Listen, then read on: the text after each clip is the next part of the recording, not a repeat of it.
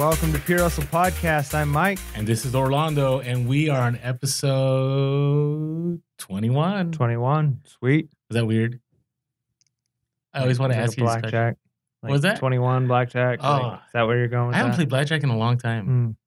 So, but I like taking my gambles on reselling. Reselling gambling is so much better because I feel like it's not really gambling. It's just investment. Calculated risk. It's very calculated. If you do it right, which I think we're going to be talking about that today, right? Yeah. That's kind of crazy how that transitioned. Yeah, that works.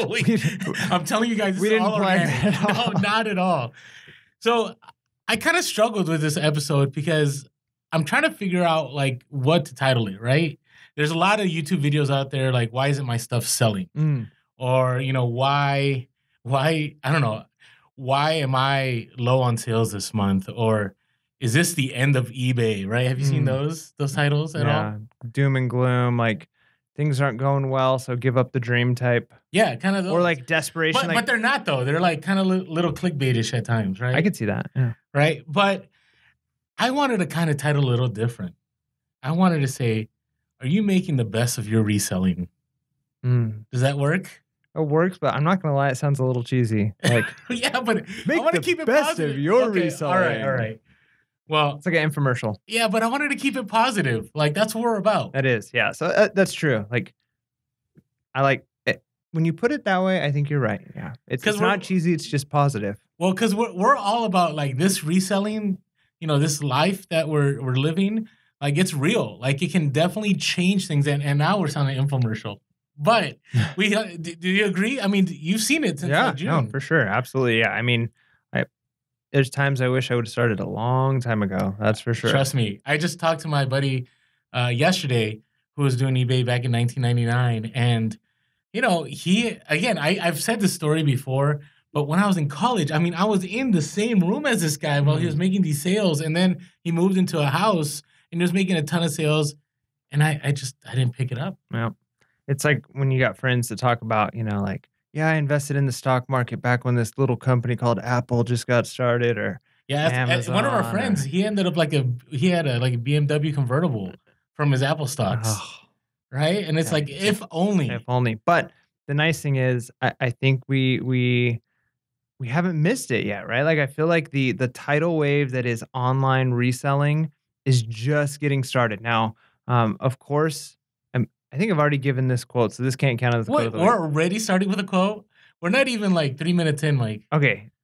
I'm counting this as the quote then, since it's coming so early. Well, I guess if we can get it out of the way, I'm good with that. We're getting it out of the way. And I might have already said this one, so if I did, I'm sorry, guys. This is just one that I live by. And it's the best time to have planted a tree was 15 years ago. The second best time is today. Wow. That's legit. I agree. With reselling, it's kind of one of those you could have done the whole woulda, shoulda, could have, but now's the time. And when you do it, you want to make sure you're doing it right. So correct. So let's get into our episode. Here we go. All right. So kind of wanted to break things down, you know, because a lot of this applies not only to new resellers, but those of us that have been reselling for a while, because I find I still make the same mistakes.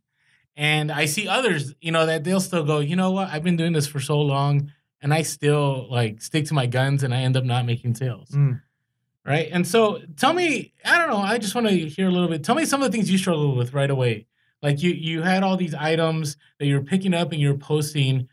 And then, well, okay, now you did have a lot of sales in the summer. But I did. I'm sure there were moments that stuff was not selling. So tell me how you felt during that time. Or maybe right now you're feeling that. You know, I feel like I obviously have not done this for as long as you have, so I don't have the long-term experience. But I've come to a place where I've seen in my short amount of time reselling that stuff does sell and will sell if it's the right stuff. There's been a few items where it's like, okay, I'm going to break even on this, and I just want to get it out. It was probably a bad buy early on. But yeah, there were a few times when I very first started. I remember I bought a set of like naval boats, like different boats from throughout the centuries, like encyclopedia set. And I didn't really even try to barter the person down. Like I offered the first number. I was like, how about $10 for these, right? So I broke the first rule because I didn't know the rule, right? So I paid $10 for this. So explain the rule again. So never offer the first number, right? Yes. Like key negotiation tip. It truly makes a huge difference. Let them give you that number, right? And then you can go from there. Not to say that like you're going to go to like infinitely below that, but I mean, it gives you a starting point. You know kind of what they're looking at, and if they're going to negotiate, they probably gave you a number that's a little high anyways from what they're willing to That's a take. great point. Yep. That is true. So Because you only go down from there. exactly. So I just offered $10. The person gladly took it, and these books sat for I don't know. I want to say like 3 months or something like that, and it was a huge encyclopedia set that was taking up most of my little corner of the garage So at the when you say time. huge, what do you mean? Like encyclopedia set could mean 10 or it Well, can mean like 30. I think there was like 20 some of them total, Okay. and it was heavy. I remember when I shipped it, it was like over 75 pounds or close to 70 pounds That's of books. intense. It was crazy, right? Like, I'm like, "How do I even pack this stuff?" But it when it finally sold, I feel like there's a little bit of validation there, but there was definitely some time, where I was like, "That was a terrible buy. Now I've got these books. They're never gonna sell. How much is it gonna cost to ship?" And I'm still trying to figure all this stuff out. But yeah, I mean, it's a learning experience. I think I would do it differently going forward, but I feel pretty confident about most of the stuff that I'm picking up. I feel like occasionally we've talked in the past, like I picked some stuff up that um, I didn't look at enough. Like I picked up a Department 56 little figurine at Nice. a Salvation Army. You did some research on it? Yeah, and they were going for like $30. I paid $1.99 for it. I'm like, oh, this thing is sweet. It said Department 56 on the bottom. It's like pumpkin, like cart, like a cart with like pumpkins in it and two people on it. I get Two it people on home. the cart? Yeah, one is sitting on the cart and one is like with the Huh. horses, right? And I get it home and I take all the pictures and I'm about ready to hit list and I'm looking at the pictures of like the one that I kind of like was doing some research Yeah, the based off of. comps. Yeah. And I noticed it looked a little different. And then I saw that like the hand of my guy was broken. And so Oh, like the that's the reins. worst. And so I don't know if it was broken in the store or if the lady when she wrapped it at the store broke it. So it's maybe it's my fault, maybe it's not. I don't know. But like there's been definitely a few things like that where it's like, oh, I should have done a little bit more like reviewing it before I actually paid for it. But yeah, what about you? What are some of the mistakes you've made? Well, real quick though, one of the things that can happen, and this happens to me a lot still, is you got to be careful when you transport items, Mm, right? I find in my car, like unless I put them in boxes or have some smart crate or some kind of padding, like I've had those where like it looked great at the store, and then I come home, and I'm it's broken. so things went from money to junk really Mm, fast, right? So yeah. just always be careful when you're transporting items. So before we get into it, though, my early days of reselling were they weren't frustrating. I mean, I had sales to keep me going, but I bought a lot of junk. Mm, I mean, and that's the thing that I think one of the reasons that things don't sell because we have junk. Are you okay with saying that? Is yeah. that No, I that's for know sure. I know we may be breaking the hearts of a lot of people, but it's very possible you bought a lot of junk. Yeah. I mean, that's it, right? I know, I know. Like if your Okay, stuff but is let's talk selling, it's about good stuff. If it's not, well, it's possible that it's junk. okay, but let's talk about why Okay. is junk. Well, maybe it's not junk. Maybe that's too harsh. Maybe it's a donation. Mm. You helped Goodwill out, and now you're gonna redonate and help them out some more. Yeah, I've felt that before. There's been a couple times like I picked up VCRs, take them home, they don't work, and then they go in the trash. I'm like, well, that was really nice that I helped out the Salvation Army today. But at least with VCRs, I mean, to me, that's a calculated risk, Right. right? You pay $5, you're gonna make 50 or Yeah. 100. It's still worth losing that five because the other five you did that with, Mhm. maybe they're all good and you make your money back. So part of this is, when you're first reselling, I know my experience was I try to find what I thought was cool, Mm. which is fine, but you have to back it up with research. Yeah, and maybe you're a little lucky too because cool's it changes, right? Like Mhm. what's in style today is not going to be in style a month from now or a year from now, and then styles come back into fashion. So, I mean, what would you say your thing was? Were you like a '90s kid? Oh yeah, definitely a '90s kid. I mean, it was, I was all about, and I loved all the '90s, the Guess, the Reebok pumps, the Cortezes, the cross color clothing. I mean, all of that And stuff. that stuff's back. So like you're of like that stuff was cool. Like you can still go out and get that. But if what you thought was cool is maybe in one of those decades that hasn't rolled back around yet, Well, let me give you hmm, an example. So I like Disney. Who doesn't like Disney? I'm not a huge fan. Wait, I just threw out the question and somebody right next to me says they're not a huge fan. Okay. Yeah. I mean, okay, I like Disney a lot more now that I've got a son who's Okay. like, I guess that's kids cool. do change things. Yeah, yeah. But before it was like, it's okay. I just It's like Disney expensive. because it's like when you go to Disneyland, it's like you feel like everything's all right. Like no matter what. I feel like there's too many people crowding around me and overpriced stuff. The food's No. really good though. I always feel like it doesn't matter what's going on. I show up and it's like things are good. Huh. Maybe that's just me. All right. So when I first started, like I was big into, everybody talks about mug life and everybody talks about plushes, right? That's kind of like the thing that, well, not everyone, but a lot of people on IG, especially new resellers, you're talking about that. And I loved plushes like right away because it was easy, right? You can get them for super cheap, 25, 50 cents to pack. It wasn't heavy and you could actually like cram them. Like I was able to cram some into padded flat rate envelopes, cram them into small boxes, and it wasn't too hard, right? And it just, most people overlooked them. So I have so many plush items in my store that I'm just like, why did I buy this? Like, I thought this was cool for whatever reason, or maybe I went on eBay and I found like one of them sold, and there's like 19 others that didn't sell, and then I go. So do you still have a lot of stuffed animals right now? I'm pulling them up right now because, some of this stuff I'm just like, why did I pick it up? So, give you an example. So there is this Goofy plush, and he has like this kind of like safari hat, and I picked it up for $1 and I thought it was really cool. And I didn't do any research. I'm like, Disney sells, right? No matter what I pick up of Disney, it's gonna sell. And I listed it, and this was like 5 years ago. It's still in my store. Have you thought of lowering the price? Okay, we'll talk about that later. Okay. Though.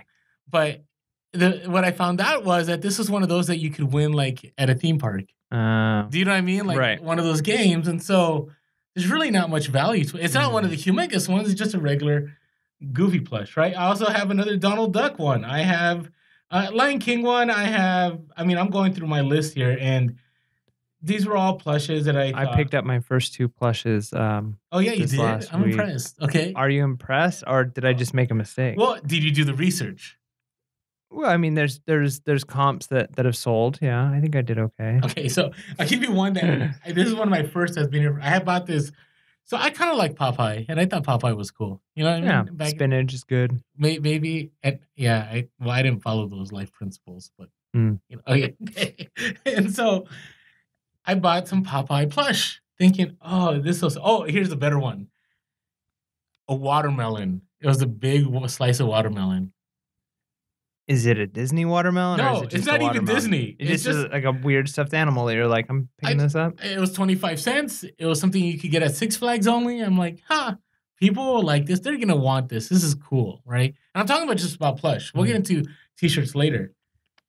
And it hasn't sold for a long time. So I bought with emotions. I didn't buy with facts. And that's huge. Like you have to buy with the facts. Like you have to do the research. Tell me about your plushes though, real quick. I picked up here's what's really funny. My wife's favorite Disney movie is Little Mermaid. Okay. And I picked up a flounder plush, like a 15-inch, flounder, the fish from that. But I grabbed it. Those. I paid 50 cents for it. And I was doing all the research for Finding Nemo. And I'm like, this does not look like the same fish. It took me a while to realize that it was a Little Mermaid fish. It said Disney on it, so I knew it was a Disney fish, but I thought for sure it was like, big ol' Finding Nemo. It's like, no, this is not Finding Nemo. And I'm like, what other Disney show has a fish in it? It took me a while to put together, like, oh yeah. But was it worth? Like, is it profitable? Yeah, I mean, I paid 50 cents for it. It looks like comps are going for like 15, so it's not like a huge. I mean, it's good ROI if you consider. Yeah, it's not a huge profit as far as like I'm gonna walk away with like a bunch of money in my bank and can retire. Do you think it's worth your time though? Yeah. Okay. All right. Yeah. And are you gonna charge shipping on it? Yeah, I feel like I know my numbers are a little lower than yours. No, I'm not trying to. No, you're good. I'm at a place right now where like realistically, if I get $10 or $15 on a lot of items and then $50 to $100 on some items, that's good for me. Well, you're building a pipeline. Exactly. That's what you're talking about, right? Yep. And if you haven't heard us talk about it, is you have these bread and butter items, Mhm. right? That's pretty much what you Yep. buy. Like, and it helps you build capital. And then you also have all these other bigger items that are nice when they happen. Oh, and I cannot wait till our update episode, guys. I have got a few huge sales that I can't wait to tell you about. So do I. But we're not even telling each other I know. Secrets. mysteries. All right. So let me talk about this shirt that I picked up. All right. I thought it was cool. I love Hawaii. I love surfing, blah, blah, blah, all that stuff, right? And I picked up this shirt and it says Big Kahuna on it and surf all day, party all night. I thought it was really cool. Didn't do my research at all. Picked it up for $1. It has been in my store, I think 6 years. So, listing fees. Have you ever like calculated that? But I'm not losing a lot. Like if you think of, I don't even remember what I'm paying. I have a premium store, so I'm not sure, but I still haven't lost money. Like if it sells even for, I don't know, let's say $10, I'll still be okay. But isn't it like 20 cents for the listing fee? If you have a store, it's different. So on your store subscriptions, it's cheaper. Well, that's what I mean. It's 30 cents regular. Well, I think with my store it's 25. Well, you get the 1,000 free listings, Right. right? And then after that, when you have to redo them, Mhm. right, you pay. So I think I don't even have the time to do the math right now, but I'm telling you, I'm still okay. All right. So Hey. and I get it. I could have done it, but for me, it's even if I make $2-3 profit, I already put in the work. Mm. It'll sell one day, hopefully, but it was a bad buy. Yep. It's not selling because it was just a bad buy. Like I thought it was cool. I mean, it had all kind of like the things I was looking for. Did you do any research? Is it just a Hawaiian shirt you thought looked cool? No, this was it the good? days where I just picked up cool shirts. Okay, so like it wasn't like, oh, this brand is like a high quality brand. No, I wasn't even there. Like I've told you about the cowbell shirts. Do you remember the cowbell I think so. from like Saturday Night Live and Will Right. Ferrell? Yeah. And whenever I saw those shirts, they were selling for 15 to 18, but there was a ton of them, and I would just pick them up because I thought it was hilarious. I mean, it sold eventually. It just took a long time. Ugh. So don't just pick things up because they're cool. And even as an experienced reseller, I still pick things up because I think they're cool. And it's just, I got to be careful because if you want to make money, it can't be based on your emotions. Yeah. No, that's true. It just can't. All right. So what about, do you ever find yourself like passing up stuff because you just don't care about it? I feel like I started that way for sure. And now it's bizarre. Like I'll look at anything. Like I'm at a place where I probably spend too much time at a garage sale because I'll look at anything. But it's so weird now that like posh is becoming more and more a part of my life. It means women's clothing is becoming more and more a part of my life. And every garage sale that I go to that has women's clothing, I spend a little bit of time going through it. Like that's something I never thought I would do. Like I'm looking for certain jeans, I'm looking for certain tops. I know brands of women's clothing. If you would have told me that a year ago, that I would like know the names of like what jeans and tops are like worth money in women's clothes, I would have laughed at you. See, right? I still don't do that. I've got no interest in it, like other than the fact that like there's money there. Cause yeah, I would initially be like, ooh, vintage audio, board games, gaming systems, like that kind of stuff to me was like, I care about. And that's the stuff I spent the most time looking at. Even with like retail arbitrage, right? Like the first places I would go is like, board okay, games. yeah, I'm telling you, man, board games and electronics, like stuff I like. Like I'm probably not going to walk into, the baby section to like do retail arbitrage, but if there's money there. So if you're new to the podcast, like Mike he's a teacher, he has a board game club and he has a collection of board games. Like that's his thing. I love it. Now, what you're saying there isn't a problem with. Like if you have a certain niche and that's all you want to sell, it's all good, but it's going to take a lot longer to sell. Yeah. Right? Because expand your horizons a little bit. Yeah, that's the key thing. Like you could make your store the store for audiophiles. Right? You could do it. And like that's where people will go, but you're going to have a lot of inventory to do that. Yep. Right? So this is why we say don't just, try to sell those things that you think are cool or things that you care about. Try to expand it because then that's how you're going to trigger more sales because you have a greater audience. Don't limit your audience. Yeah. During our update next week, I'll tell you one of my hustles that I thought was really cool, but I can't tell you how many times I'm at a garage sale. Like this is one of them where I show up and there's tons of people there before me and showing up with me, and they'll say like, "Do you have any video games? Do you have any silver? Like whatever it is they're looking for." That. They say no, and then they immediately leave. right? Oh no, I don't leave though. No, yeah, like these people are No, like I know what you're talking about. video games, nope, and then they walk They're like away. drive-by resale. Some of Yeah. them are like they'll yell from the car. They'll pull up, go, "You got Legos?" And they're And like, then they're "No." gone. And But they're then, like, gone. I'll spend an extra 5 minutes looking at stuff, and, like, there's times where I'm walking away and I'm like, "Yeah, I probably just made, like, $200 off this garage sale," and that guy left because he's looking for, like you said, Legos or, like, one specific thing, and that's all he's interested in. I completely agree. I've had that. I'll give you an example. So I went to. This is a perfect example. So I went to this garage sale, and again, this is just I like Legos too. Like I'm a big Lego fan, and I'm not a big super fan. I just like selling Legos. And I went to this garage sale specifically because the ad said they had Legos. So I showed up, and I'm like, "Hey, do you guys got Legos?" And they're like, "Oh, that guy." The story everyone loves to hear. "Oh, that guy over there just picked them up and bought all of them." I'm like, "No, like please." And I was about to leave, but I thought, you know what? I'm gonna spend some time here. And I saw these old telephone signs from like the 1960s. They were glass, and they're two-sided. And I'm like, this is kind of cool. And I was looking at comps, and they were going for 50 to 100 each. And then I noticed, and he had more. So he had about like 10 of them. So I asked the guy, how much are you willing to sell these for? And he goes, I'll do a 15 a piece. Then I said, how about 10 if I get all of them? He goes, I could do all of them. And then I asked the next question. What do you think the next question was? Should we put Jeopardy music? Do you have any more? Yes. And see, you got it. You got it. I mean, this is kind of the way you should approach garage sales. I know our episode isn't about garage sales, but you should do this. And I asked him, and he goes, "Oh yeah, I used to be a telephone repairman, and I have hundreds of these in my garage." Oh man, no joke. So then we go. I always feel awkward going into people's houses, but he opens up his garage and like halfway, and he lets me inside, and I'm in there, and he goes, "Hold on, I gotta go grab something." So I'm like alone in this guy's garage. Like I wouldn't leave myself in a garage. No. So, anyways, he comes back and he pulls all this stuff out, and he has, I want to say, when I say hundreds, I want to say he had like 300 to 400 telephone signs. And what he did was he was a telephone repairman that, as like, those phone booths. Remember? Are you too young to remember phone booths? I remember phone booths. Okay. So as they went away, he just collected these.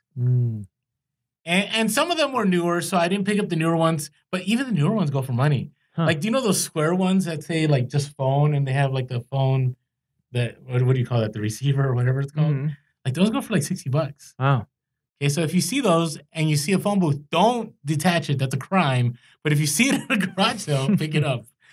So I was able to make a sweet deal. I want to say I picked up, because I was really selective, because he had a lot of them, but a lot of them were like really messed up too. So I want to say I paid $265, and I picked up 80 of them. Holy cow. And I can only imagine what your ROI was on that, but before you even think about that, like, I wonder how much that guy made on the Legos. I don't know. A little bit on the Legos. I'm pretty sure he didn't make as much as the telephone signs. Yeah. And so, again, it's one of those things like you can't try to just sell things you care about. If your stuff isn't selling, it's because maybe you've limited your options, right? I would have never thought about the telephone signs. I could have just done the little Lego drive-by and left, and I would have left all that money there. Yeah. No, and that's the thing, too. It's like, I feel like the perfect example is like, because I can get into a lot of cool, interesting things. Women's clothing isn't one of them, right? Like cool vintage signs. Like, yeah, I could see that becoming like a hobby of mine one day down the road. Women's clothing, no. So the fact that like I get it, and I feel uncomfortable when I go shopping. Yeah, thrift stores. It's interesting, but like the fact that it's, even if it's something. So if you're out there and you're like, I hate video games. Like I don't like playing video games. I don't like them. Don't sleep on them because you don't like them, right? Like there's money to be made there. So find where the money's to be made, even if it's not what you're interested in. Well, I agree. And like I just said, I feel uncomfortable in thrift stores, but I've picked up some St. John that's like money. I picked up I forget what you call it, a cardigan or something. And I paid 50, but retail it's $700. Holy cow. right? And I still have to list it. But that was, oh, wow. Somebody is calling us. That was maybe a caller just calling us. Calling in right now with the hustle of the week. With the hustle of the week. These are organic. Don't you love these organic episodes? Okay. All right. So let's go on now let's talk about picking up items just because others do so, right? I think that's a big one because a lot of us get in this trap of like, hey, everybody's doing this, right? So if everybody's doing this and I list these, I'm going to have consistent sales. And I think right now, Mug Life is kind of part of that. Yeah. We already mentioned Mug Life and Plush. We have a lot, but go ahead. What are you going to say? Yeah, I was going to say, so like those are like the ones that are like in general people are doing, which I definitely want to talk about. But I feel like even me, like learning from you, I kind of was doing that. You know what I mean? What are the things you picked up? Those are the things I'm going to look for. You know what I mean? So instead of like necessarily doing my own research and figuring out my own style and what works, I was kind of like, well, Orlando picks these up, so I'm going to pick them up. Okay. You know? I get that. And I've done the same thing too. Like I've watched a YouTube video and somebody's like, hey, there's a ton of money in these if you pick these up. And instead of doing the research, as soon as you see it, you pick it up. As soon as I see it, I pick it up, right? I picked up a ton of them. Yeah. And then I list them and I'm like, wait, there's no sales. Right? And it could be for two reasons. One, it could be because they weren't profitable items. The other reason it could be is because flooded market. Yeah. Yeah. I mean, that's a big, I would say flooded market's the bigger one. Yeah. I mean, I think that's part of it. And I'm not sure which of those two categories this falls in, but I remember when I first started, I watched a YouTube video on like specific men's clothing items to pick up to resell on eBay. Okay. And Brooks Brothers, like dress shirts were one of the ones that I saw, right? Like, now, how old was this video? I feel like it was fairly recent. Okay. But maybe it was, but to me, fairly recent's like, oh, it's only like 6 months old. I didn't realize how fast eBay's trends move, right? So I would say for like the next 3 weeks, every time I saw a Brooks Brothers shirt that was in good condition, I was picking it up. Oh, wow. And I have so many Brooks Brothers dress shirts. One just sold today. Okay, good. I probably made like $4 on it. You know, I'm just happy to get it out of inventory. But yeah, I think like it was one of those things where it's like I saw somebody, they told me to pick it up, and I just did it without doing the research myself. I agree. And so if you're not having sales, it's because you might have picked up items that everybody else is picking up, right? So you kind of got to diversify, right? You got to find those items that maybe the market isn't as flooded, right? And we share bolos, right? And the reason we share the bolos that we share is because the market isn't as flooded. Now, obviously, now that we have a lot more listeners than we did the first few weeks, the market may get flooded. But they're one of those things that they're super unique to find. It's not like we're saying, hey, go to Marshall's or TJ Maxx or go to Target and pick up this item. Right. Because then you'll destroy your market. You know, some of these bolos that we're sharing, like I've only seen one time in my entire life. Yep. Oh. And that's kind of, I think, the idea behind it is what are those unique things that you wouldn't know to research or to look up that with a little bit of help you're going to find, and then other people giving us the hustles of the week, you know, same thing.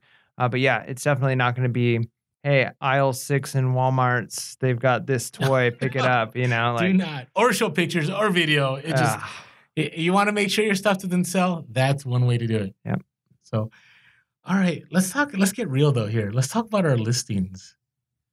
Like, is it possible that things aren't selling because we have poor listings? That's definitely possible. My listings are mediocre at best. Wait, why do you say mediocre? I feel like I do fairly good on pictures. I hate doing listings though, man. Like I'm like minimal. Like I look at some people's listings and I know it's like copy and paste. They've made like templates of like items have been tested for this and this and show that like they have like a full on like page about like each item with like stuff about how they sell it. Mine's like a sentence or two. Like whoa. Works good. I got a comment on that. Couple of scratches. See pictures. And then that's it. Okay, so you're talking about the massive, like, this is our shipping policy. Yeah. Okay, that's like old school eBay. Really? So I shouldn't be ashamed that I'm not doing that? No. Okay. No, you're doing the right thing by keeping it short and to the point. Okay, good. Oh, so I feel better about myself. Well, because back in the day on eBay, people used to make these mega, like, templates. You know, they used to have they do all this coding and they would, you know, put in, and you've seen some of them, like, they have lights on there's things flashing and some of the text is really big. And maybe some of you that are experienced resellers have those on there still, right? Because why would you tweak something and spend all this, especially if thousands of items, like, And it's if it's hard. working for you. Yeah. I mean, the hard thing is eBay did have something 2 years ago or maybe a year ago where they said, certain listings either would be deactivated if they had this stuff or it just wouldn't show up, right? Because everything is mobile, Right. right? I mean, I can't remember the numbers, but I want to say, eBay sales, at least I know my eBay sales, about 60 to 70% of them are mobile. Right. So if I got all these things and the phone doesn't support it, like I'm wasting my time. Yeah. Right. People just want to know if it's clothing, they want to know maybe even if it's an older clothing item, they want to know measurements, they want to know the condition, and they want to know the brand. Right. Keep it sweet. Right. Because you don't want to spend all this time and have people read it. And I find that it scares people. Like if you have too much, it seems like super overwhelming. Yeah. And like if you talk about every single thing that you want to make sure that the customer knows, people are like, oh, this person's like, this is overwhelming. Like, Yeah. I don't want to go down this road. Yeah. And I think too, like even with like showing flaws, like I think there's a place where it's like, okay, this is the general condition of this. There are some scratches and scuffs, and here are the pictures. But yeah, like if you were to explain every single scratch and scuff with a close-up picture on every single one of them, it might almost be like, look, are you trying to sell junk? As opposed to like, look, this is used. It looks used. Yeah, but I think I don't know. I'm gonna counter a little bit here. Okay. I think when it comes to flaws, I think the reason people may not be selling their items is because maybe there's been some negative feedback in the sense that like people didn't reveal enough. You know what I'm saying? And so people will look at the feedback and go, huh, like this person didn't show this, didn't show that. And this used item, if I buy it, there may be something here that I'm missing. So I'll counter a little bit in saying, I think it's good to show as many flaws as you can. Yeah, show. But I mean, like, what about like in the description? Like, would you, like, I mean, obviously you're going to explain them, but. Okay, great question. And usually if it's like really worn, like I don't know if you've seen some of my listings, I'll put cosmetic wear throughout, parentheses, please see pics. Right. That's what I mean. Like just general, like it's not in perfect condition. I took pictures that there's flaws. Yeah, but if you like, if you have a 15-point outline of like this flaw and this flaw and this flaw, okay, I see where you're going. Yeah, then it becomes like too much. Like so, there's kind of like a balance, happy medium there. A happy medium. That's what I was looking for. Happy medium to hey, as long as you. So let's talk about the pictures. If you take great pictures, you're gonna separate yourself from the crowd, right? If you're taking pictures in a corner of a closet, the lighting's bad. You're saying, hey, there's flaws, but you can't even see the flaws because it's so dark. Like, that's probably the reason why your stuff isn't selling, right? Because if you take a look at, like, if you go to Target or you go to Walmart or even Amazon, right? And we're talking here about Amazon, eBay too, because not about the listings, but about sourcing, and we'll talk about that later.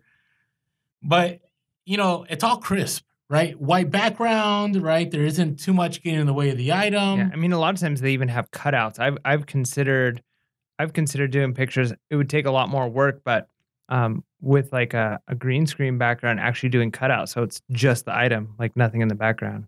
Yeah, some people do that. Yeah, you can kind of do that. I saw Wade's Ventures put a post on IG where on your iPhone. Oh, you don't have an iPhone. Yeah, because I'm an Android guy because it's better. Okay, well, let's say hypothetically you were to get an iPhone. If you go to the square mode and you put your finger on where like it focuses on something and you go up, like it'll change the brightness and it'll look like it's cut out. Now you got to be careful because you don't want to oversell. Right. You want to make sure that it's as real and as raw as possible because you don't want the buyer having any surprises. Yeah. There's a way of making it almost look like it's too new if it's not new. Yeah. Right? And I've done that before where things look spectacular. Oh, actually, this happened to me last week. All these bad things. We're just trying to be real here. So, hey, real quick, by the way, before we get into the next story, if you haven't been following us yet on Instagram, we are Pure Hustle Podcast on Instagram, Pure Hustle Cast on Twitter. On YouTube, we are Pure Hustle Podcast. If you haven't had a chance yet, please subscribe, like, comment on our videos. And share. And that's the other big thing, and share. Because, we want to get this message out. We want to help as many people as possible. If you could write us some awesome reviews, if this has been valuable, we'd love it. Every once in a while, there's somebody that just isn't a fan. Yeah. And it kills our metrics, right, on certain items. And so the more people we get on there to support us, the better. Yeah, and when I'm done crying over it, we got to move on. But You got to move on. And if you ever want to leave us a phone call, we are 619-738-1170. That's 619-738-1170. Or email us at purehustlepodcast@gmail.com. yeah, and on YouTube, if you're subscribed to us, you can share our videos. You can share them on Facebook, on Instagram, however you share. Just click that little share button. And also, like, you're more of the Instagram guy than I am, but I think there's a way to like tag people in posts that we do. Like, just tell a friend. Like, Yes, if you've definitely. got, I can't tell you how many people that I run into who ask questions, and I'm able to like give them some advice and tell them what episodes to listen to. So if you have friends that are like that know that you resell, and you get tired of trying to explain like every little thing about reselling, like just shoot them our way, right? Tell a friend and say like, hey, check these guys out. Yeah, I totally agree. And that's what's nice. The more podcasts we do, the more information we have available for people. So definitely love your support. Appreciate all the love we already get all the time. We are just super grateful. Yep. So, okay. Yeah, take good Thank you, guys. pictures, but not too good. Let's hear about that. All right. So I bought this hat, and it's, I buy a lot of these hats at like our Navy hats at like they have the name of a ship on there. Oh, okay. Because I find a lot of people are looking for these hats. And I sold one last week, and the pictures were awesome. And actually, I didn't take them. My helper took them. They're great pictures, but they're too good. This is weird. And what I didn't notice, and this is kind of things I'm working out with the helper, is that my awesome helper, okay, is that, the pictures are so good. And then I didn't notice until it sold and I picked it up to pack that it was a little sun faded. But my angle of light, I really was trying to just get things out the door, pack, shipped. And so I packed it and I shipped it out. And it did say cosmetic wear throughout on my listing. And the buyer received it and they said, listen, I like this hat, but it's been faded like crazy in the sun. And so I go, what? Okay, so I go back to the pictures and they don't look faded. Right. But then I do remember having other pictures from before I gave it to my helper, and yeah, it was really faded. Eesh. Right? And so what did I do? Scary. Well, I automatically refunded the buyer, and I said, I'm so sorry. I missed this. My apologies. And they left me nice feedback. Oh, that's good. But again, what I want to say is, you want to make sure that you have awesome pictures, but you also want to make sure that they're legitimate pictures. Right? Because you want to build trust with your customers. That's huge. Huge. It's good. All right. What about pricing? Do you find that you're pricing yourself out of sales? Or is Orlando pricing himself out of sales? I don't know. That's a weird one. I feel like, and maybe this is something you can give me some advice on, or maybe, our listeners can shoot me some advice on this. I have yet to discover, is it better to have like a high buy it now price with free shipping? Is it better to have slightly lower price with some shipping?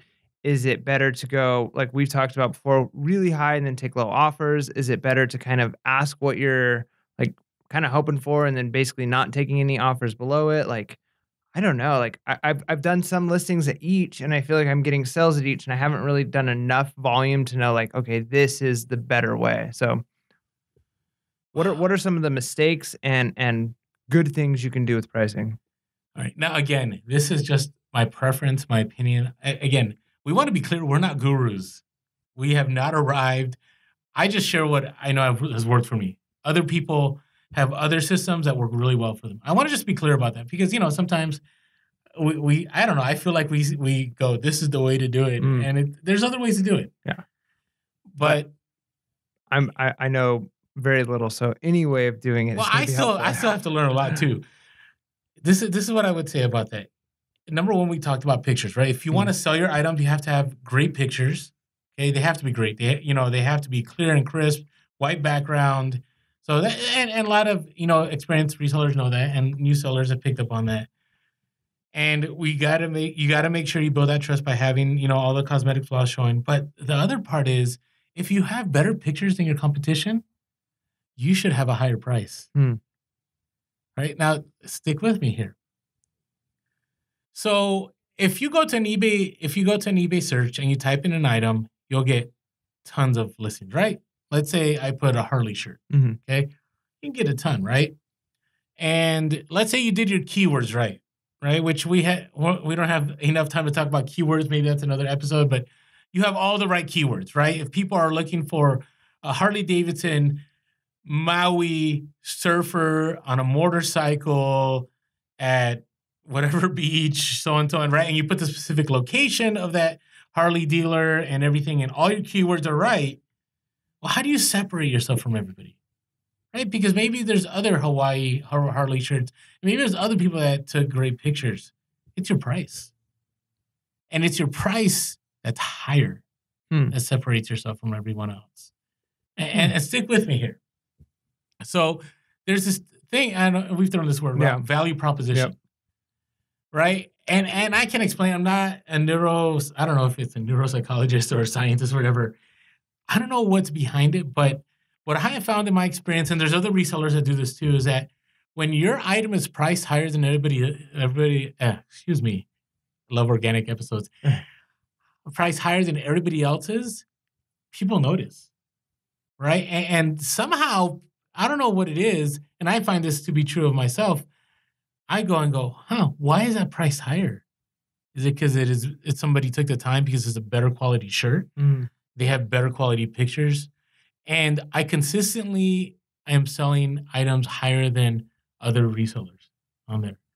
And it's funny because that you bring this up. So I think about 2 weeks ago on IG, we posted, has anybody used this kind of like tool that eBay's been promoting? Not the send offer, by the way. That's still not here. But have you seen the one? I don't know. Actually, I heard somebody, a coworker said that they had it on the computer, theirs. Really? Yeah. Like, you can do it on the mobile, but they had it on the... Are we just blacklisted? Is that the deal here? Like, come on, eBay. We say so much good stuff about you. We love you, eBay. Do not give Pure Hustle Podcast this tool. Okay, so the message is, several buyers have items in their carts. If you drop it by 15%, you may get a sale. Have you gotten that message? Similar to that. Yeah. Okay, so I posted this and I said, has anybody used this? And I would say probably 80% of the people that commented were like, nope. Nope, never. It's not that they never use it, that they tried it, and I've tried it, and they haven't had any success. Didn't have success from it, yeah. But then other people were saying, you know what I do when that happens? I make my item higher. I price it higher, and then I get sales. I actually just did that with, this is bizarre. So I picked up a radio scanner, like a police scanner, fire, I've sold like 3 of them already, but this one was like an older model. I picked it up, and I saw that comps were only going for like $23. I didn't do enough research. I'm like, oh, wow. I think I paid like $4 or $5 for it. Okay. So I list it for like $24 and I get an offer for $18. I decline it, go back and forth with them. I get an offer for like $22. I got like 3 offers within a couple of days that were lower than my like $24 that I was asking for it. Like, wow, there's a lot of people wanting this. So I bumped it up to $29.99. It sold the next day with no offers, just full price, full right? price. Yeah. And I don't know, maybe it creates urgency, like, hey, this person figured out what they have, and it's time for me to buy now. I don't know what it is, but I do it all. And we joke about this in other podcasts. Like, I always tell you, like, hey, what do you think I listed it for? And you're like, Orlando, you probably went the highest listing. $999.99. I do, and sometimes I do that. And here's the thing, there's nothing wrong in doing that, because if you have the best offer function on there, like if somebody wants to pay less, they'll send you that offer and you can decide, right? I just saw there's somebody else on IG right now that they had a pair of shoes they picked up for $5 and they listed it for $125, higher than most people, and they got a $100 offer and they made the sale, right? So you don't want to be amongst the bottom, because what happens, you're amongst the bottom, like you're going to get ignored. Like people aren't going to realize that, hey, there's a good item here. And even if you have best pictures, like it's still not going to single you out, because there may be a bunch of other people who have great pictures. Yeah. And I think that also goes back to the fast nickel, slow dime, though, too. I mean, there probably is a place.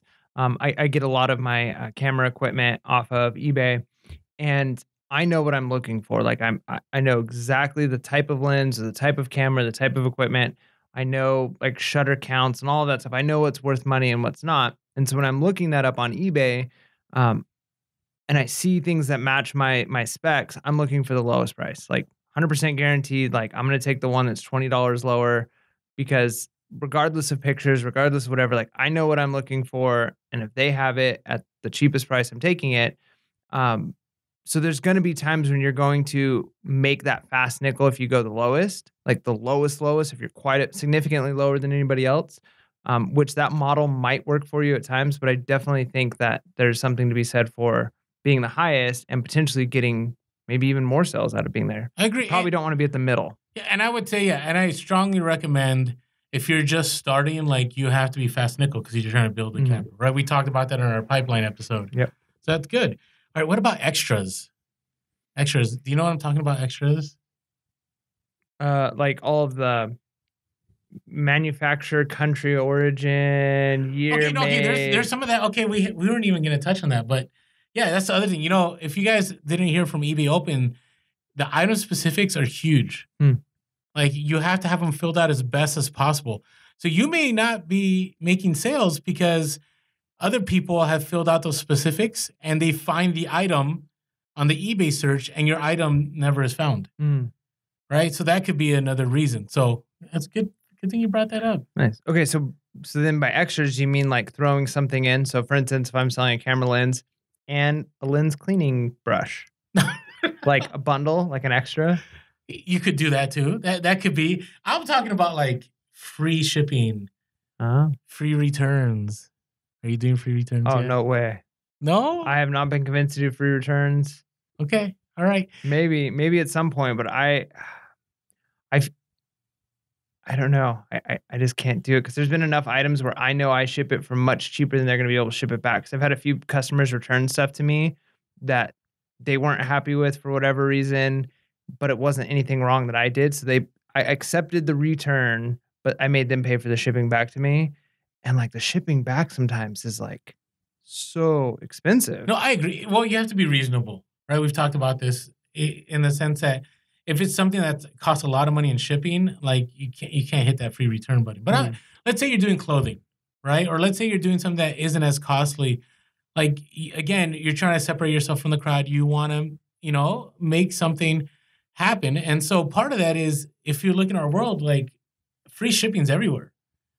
Right? We're going to talk about this. I do free shipping, but not free returns. Okay. That's different. All right. Okay. We'll get to free returns, but free shipping, like if and I know a lot of experienced resellers will disagree. And I do both. Like on all my shoes, I charge shipping. I don't do free shipping. Like I find it's a loss when you do free shipping. Okay. But I will say when it comes to clothing, like I do free shipping all day. And the reason being is that, if you buy something from another retailer, like they have free shipping. And a lot of times they have free 2-day shipping. Right. And so if all your listings are all like parcel select, right, people aren't going to want to pay that. Like they want the priority shipping. They want sometimes the priority free shipping. And most of my clothing items are first class free shipping. But you got to take a look at where you're offering. And I would encourage you, Mike, like if there's items you could do free returns, I would do it. Like I've made, I don't have the metrics, but I would say I have made a decent amount of money, that even though I get some free returns and I lose money on. Let me give you an example. We have all these examples, right? This is kind of our podcast. So I sold a Chargers, a starter jacket. You're going to be jealous because is yours still listed? No, I sold mine. Oh, you did? Is this the one you said where they returned it and then you sold it for higher? I think you. No, this is a different one. Okay. This just happened. So somebody bought a starter jacket from me and they paid $100 for it. And the shipping, I think, was $11.99 or something. And they bought, it was an XL. And I had two similar jackets. I had an XL and I had 2XL. So I grabbed a 2XL from my closet on accident and I actually had it all packed. I taped it and I go, wait a second, did I pick up the wrong one? So I go to my box, I open it, and sure enough, I packed the 2XL instead of the XL. So I switched it and I put it in there and I put the XL and I shipped it to the buyer. And the buyer like, awesome, thank you so much, blah, blah. And then they opened it and they messaged me and goes, oh, I bought the wrong one. I wanted the 2XL. Oh, jeez. Right? And so then, what do? I offer free returns. And I said, hey, no problem. Just ship it back to me. And so they purchased the other one. They're going to send me, and I'm going to lose the money on the shipping. But that buyer had the confidence knowing that, you know what, it's okay. I'm just going to buy this other one. I still made profit on I paid, like I think I want to say like $10 for each of these jackets. Mm. Right. So I'm still making crazy ROI and I'm still able to make that other sale where maybe this person, if they didn't see the free returns, would have never looked at my listing. And that's the thing though. I think why I'm not convinced yet is that I feel like there's some anecdotal proof and maybe there's enough of it I out there. agree. I think there's anecdotal proof. I don't think there's full like Because selling unless metrics. unless you're getting specific comments on every item that you sell, like only bought because of free shipping, like how do you know? Like I'm selling a lot of stuff and I don't offer free shipping. Okay. So maybe I would sell more, maybe I'd sell less. I don't know. What I want to leave is I don't know. all right. No, you might be right. You got to find ways to be competitive. I think it would make me more competitive. Because isn't that one of the things you have to be in order to technically be top rated seller too? Correct. So I think I need to do it. I know I need to do it. It's just, oh man, that grates me to think that I'm gonna have to pay for somebody to return something trust because me. they don't like it. Because it's Well, like, what about my scenario? it doesn't fit right. But look at my scenario. It wasn't even my error. Like I made it all right, and I'm still gonna end up losing $12. Yeah, Actually, I'm gonna lose 24 because the money I there sent and to ship back. and back. Yep. Right. So but it's the cost of doing business. It's true. I need to do it. It's just, it hurts. When it happens, because I've done that. I've done returns for people, and it's like, you know what? I'll do it for the good rating because I want to be a good eBay seller. You know, I want to make customers happy. But man, it's gonna grate on me. No, man. I get it. I get it. It's just the cost of doing business. Man. All right, let's get to our last point here because Here we go. this is kind of more philosophical. Well, not really. The first part's very practical. Amount of inventory, Mm. right? It could be that your stuff, and we've talked about this a lot, so we won't go too long on it, but it could be that your stuff isn't selling because you just don't have a lot of stuff.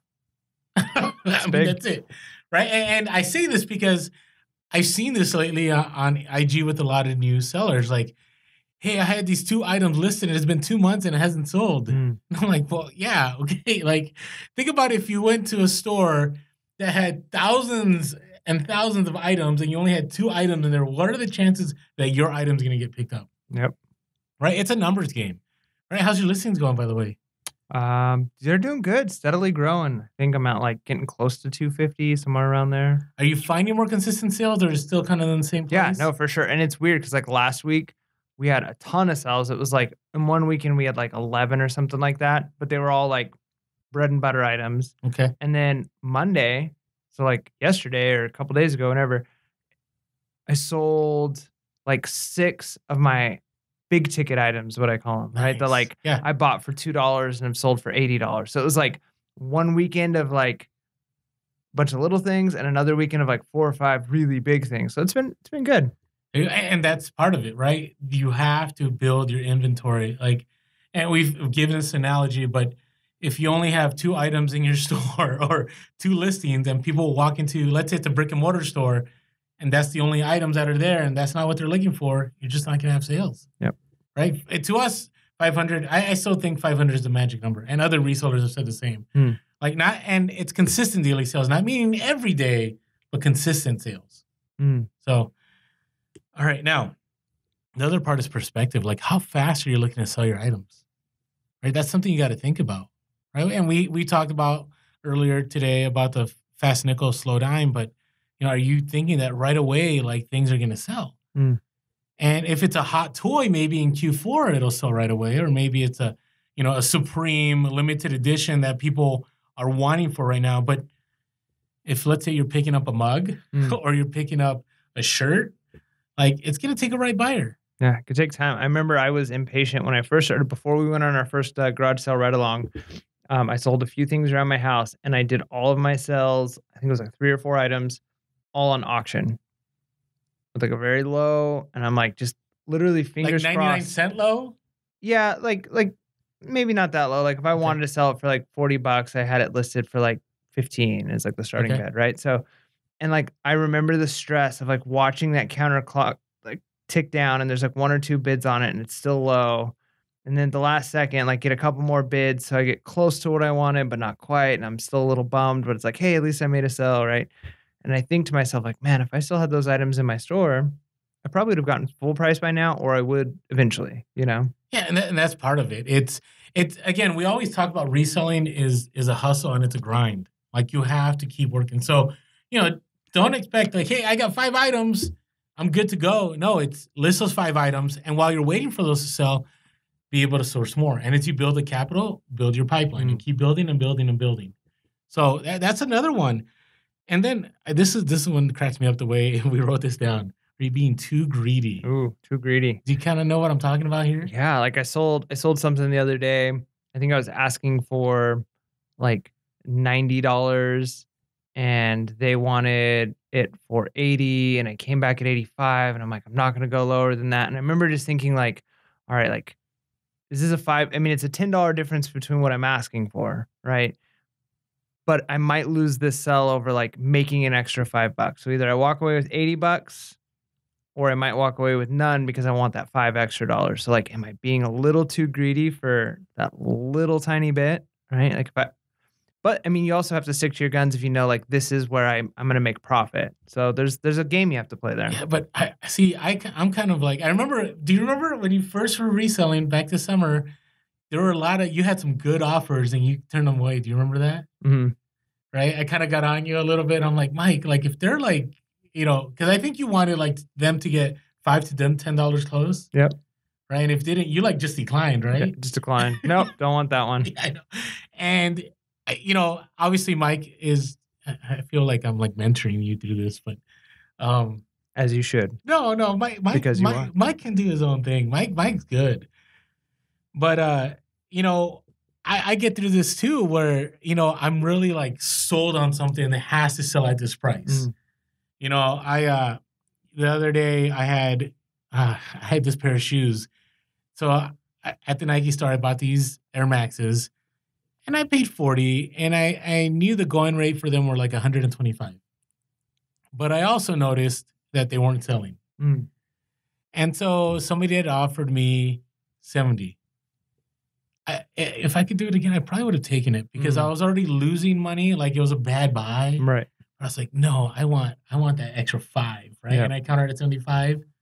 And what do you think happened? You lost the sale. Crickets. Yep. Never heard back. Yep.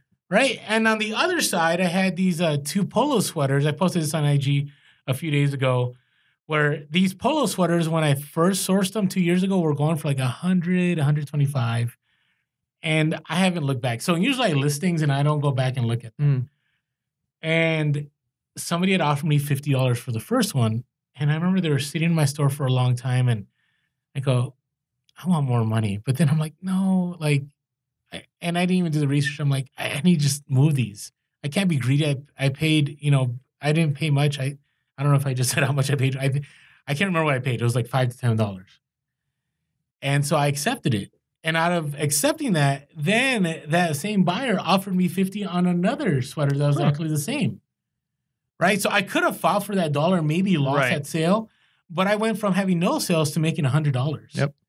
Right? So I would say don't fight for every dollar, especially if, and here's I don't know if this is a tip or a trick or a conspiracy, but if your sales are slow and you get an offer, and it's pretty close to, you know, a little over 50% or like you're okay to offload it, I would say accept it. Yep. Right? Because I don't know what it does, but I find when I do that, I get a bunch of sales after. yeah, it definitely seems like that. And then beyond that, like beyond just the potential algorithm of getting more sales from accepting offers, you start to feel bad. I remember I have these two. It's a tofu and a bacon flexible bendy toy. I bought 2 of them, brand new, So interesting. and they were Mike selling for picks like up some unique items sometimes. they're in boxes, brand new in boxes. So it's the bacon and the tofu together. And I saw some comps going for like $24, and I think I paid like $2 each for them.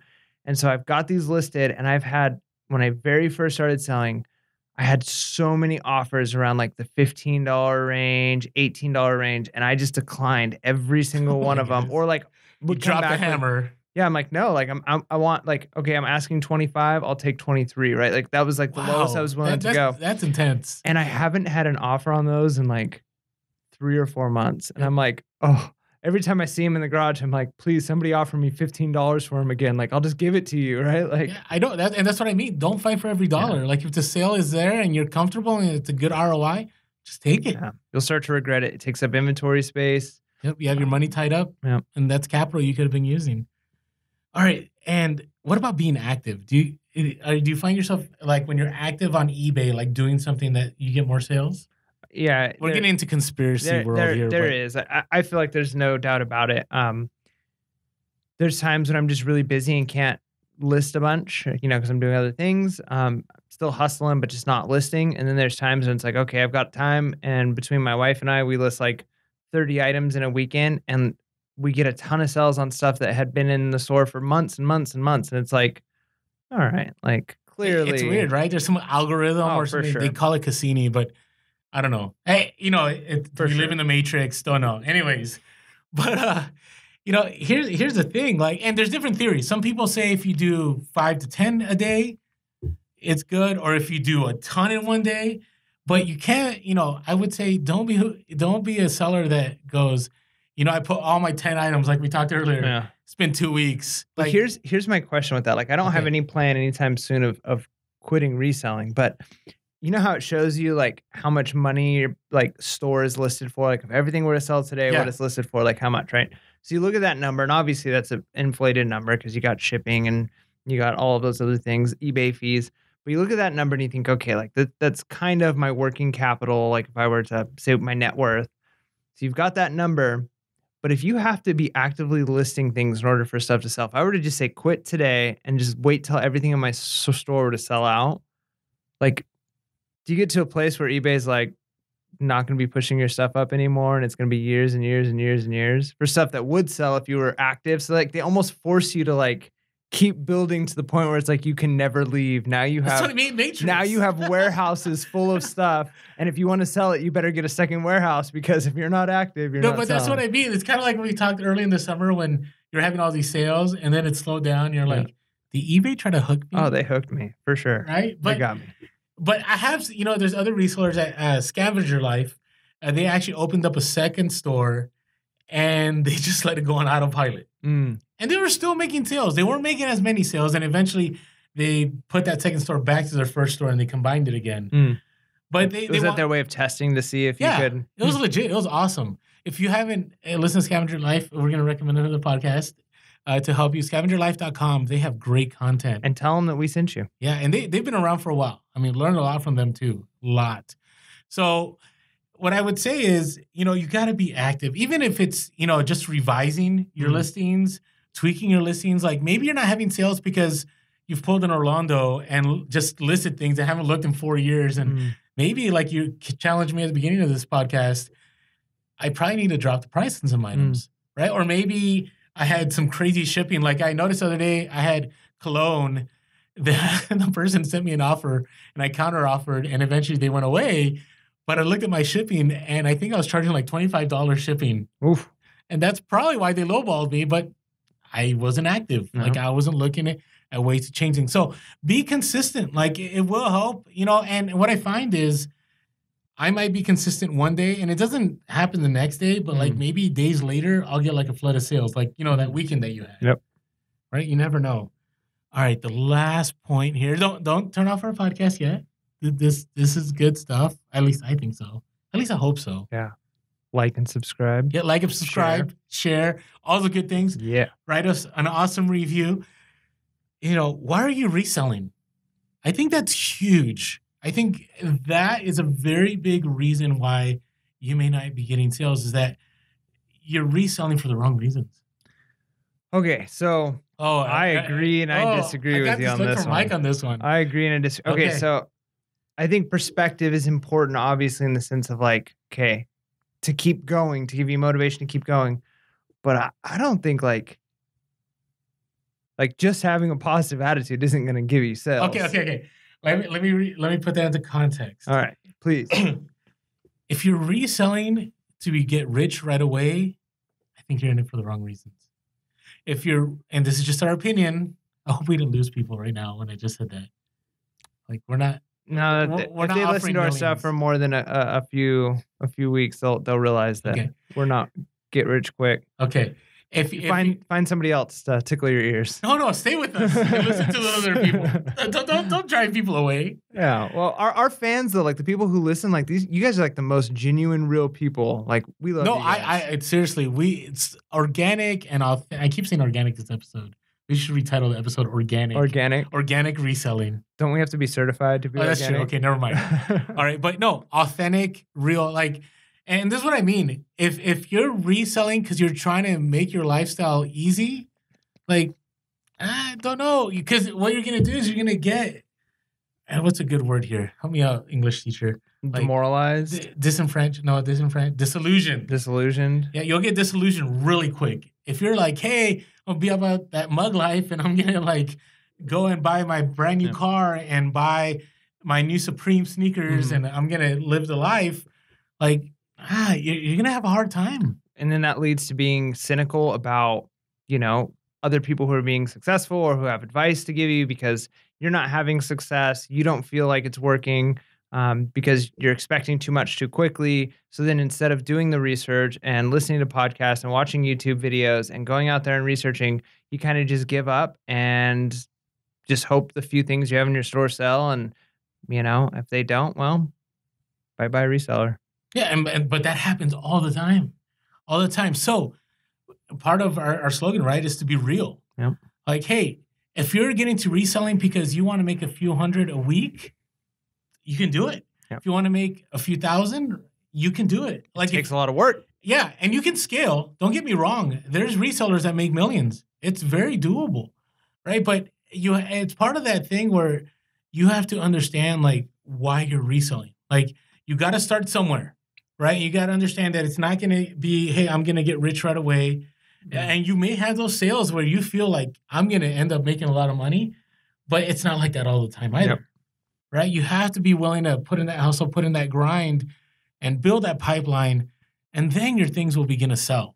And that's the whole point of this podcast is that we want to let you know that, like, hey, sales are possible, but there's a lot of things you got to take into consideration when trying to build that wealth. Yeah. Now, is wealth okay? Build that income. I don't want to use wealth. Is that a bad word to use? Yeah, I think income might be better. Wealth is okay. Okay. Because wealth can mean a lot of things. I think part of that is wealth of knowledge. And oh, there you go. Okay.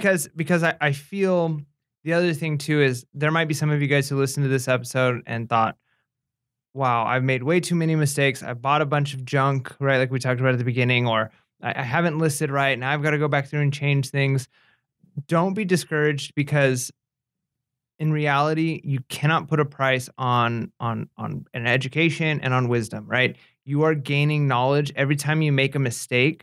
Like that mistake might have cost you $20 of profit. It might have cost you $15 extra in shipping. It might have cost you $100 for this, or like that costs money. But now you have knowledge that you wouldn't have had otherwise, and that knowledge is going to, if applied, help you in the future. Now you could now have this knowledge and say, well, I give up because it was too hard.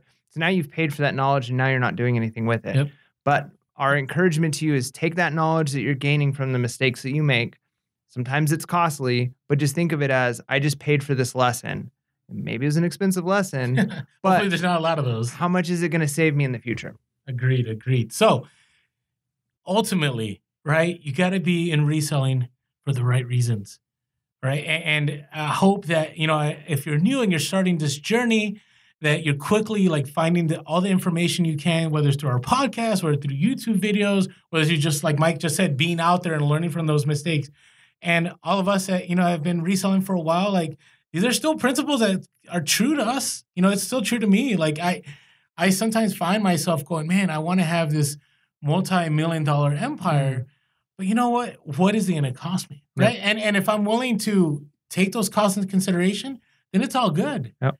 But if I want to level up my standard of living, definitely doable with reselling. Yeah. Definitely doable. Yeah. Do a pro and con list. I love doing those and just thinking of like, okay, multi-million-dollar industry and building that kind of store and pipeline. Is it possible? Yeah, but you're probably looking at 18-hour days, 7 days a week for the next several years where you're giving up family time and this and that. And if that's okay with you, if you're driven for that and that's what you want, like go for it. Then there's a step down from that and a step down for that. And eventually you got to find the place where you're most comfortable. Like if I give X amount of time of my week researching, sourcing, listing, selling, growing my empire, as it were. But I'm only going to make, X amount, but I get family time and I get this and I get that. So you got to find what you're comfortable with and recognize that you can't have the best of both worlds. Like there's going to be sacrifices on both sides. You can have all the money and maybe not all the other stuff like family and friendships and free time, or maybe you have more of that stuff, but you're not going to have all the money. Right? Yeah. And eventually I think there is a place where you can maybe do both, but it takes time. It takes a lot of time. It takes time. So with all that being said, I think we got to close this episode. Here we go. So, hey, if you haven't had a chance, make sure to follow us on YouTube, Pure Hustle Podcast, on Instagram, Pure Hustle Podcast, and on Twitter, Pure Hustle Podcast.